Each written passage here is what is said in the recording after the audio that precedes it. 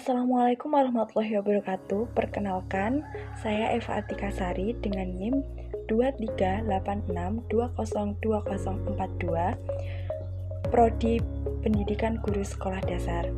Baik, di sini saya akan menyampaikan materi mengenai manajemen dan profesi pendidikan. Dalam video kali ini kita akan membahas 4 pembahasan. Yang pertama, manajemen satuan pendidikan dalam konsep implementasi kurikulum merdeka, konsep IKM. Yang kedua, peran kepala sekolah, orang tua, siswa, guru dalam Merdeka Belajar.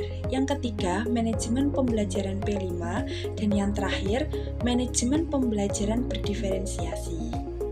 Manajemen satuan pendidikan dalam konsep implementasi kurikulum merdeka M3 atau konsep IKM. Kurikulum merdeka yaitu kurikulum dengan pelajaran intrakurikuler yang beragam di mana konten akan lebih optimal, artinya peserta didik memiliki cukup waktu untuk mendalami konsep dan penguatan kompetensi. Yang kedua yaitu implementasi, satuan pelaksanaan dari sebuah rencana yang sudah disusun atau dirangka secara matang dan terperinci. Yang ketiga yaitu implementasi IKM, menekankan pada pembelajaran yang nyaman, mandiri, kreatif, dan memiliki karakter bermakna, merdeka, dan lain-lain. Dalam manajemen IKM dilakukan dalam beberapa tahapan, yaitu yang pertama perencanaan atau planning, yang kedua pengelolaan atau organizing, yang ketiga pengaturan anggota atau staffing, yang keempat pengarahan atau directing, yang kelima koordinasi atau coordinating, kemudian pelaporan atau reporting, kemudian pembuatan anggaran atau budgeting, dan yang terakhir yaitu pengawasan atau controlling. Selanjutnya di tabel sebelah kiri yaitu ada 3 pilihan dalam penerapan atau implementasi kurikulum merdeka atau IKM. Yang pertama, kategori mandiri belajar. Yang kedua, kategori mandiri berubah. Yang ketiga, kategori mandiri berbagi.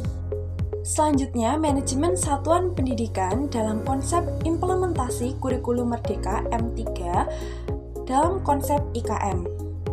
Yang pertama yaitu peran orang tua. Orang tua memiliki peran penting dalam mendukung keberhasilan dalam penerapan kurikulum merdeka di sekolah. Mereka tidak hanya sekedar mengawasi anak-anak saat belajar, tetapi juga diharapkan untuk mengenal kurikulum tersebut, mengenali minat dan kemampuan anak, serta mendukung proses pembelajaran ketika di rumah. Yang kedua yaitu peran guru.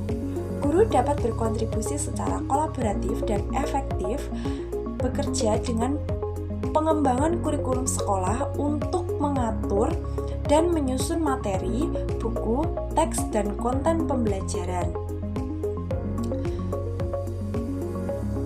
Dalam pengembangan kurikulum merdeka, guru perlu memiliki kualitas-kualitas seperti perencanaan, perancang manajer, evaluator, peneliti, pengambilan keputusan, dan administrator.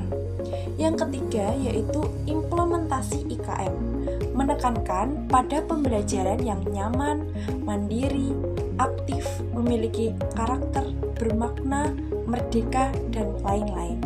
Apa sih P5 itu? Proyek penguatan profil pelajar Pancasila adalah bagian dari kurikulum merdeka yang bertujuan untuk memperkuat profil pelajar Pancasila. Pelajar Pancasila merupakan pelajar sepanjang hayat yang mempunyai kompetensi, berkarakter, dan perilaku sesuai dengan nilai-nilai Pancasila. Nah, perlukah P5? Sangat perlu. Mengapa? Karena anak-anak perlu kita dekatkan hidupnya kepada peri kehidupan rakyat agar supaya mereka tidak hanya memiliki pengetahuan saja tentang hidup rakyatnya, akan tetapi juga dapat mengalaminya sendiri dan kemudian tidak hidup berpisah dengan rakyatnya. Dikutip dari Ki Hajar Dewantara. Selanjutnya yaitu pembelajaran berdiferensiasi. Metode pengajaran yang menyesuaikan proses belajar mengajar dengan kebutuhan individual setiap siswa. Tujuannya adalah agar setiap siswa dapat mencapai potensi maksimalnya dengan mendapatkan pengalaman belajar yang sesuai dan efektif.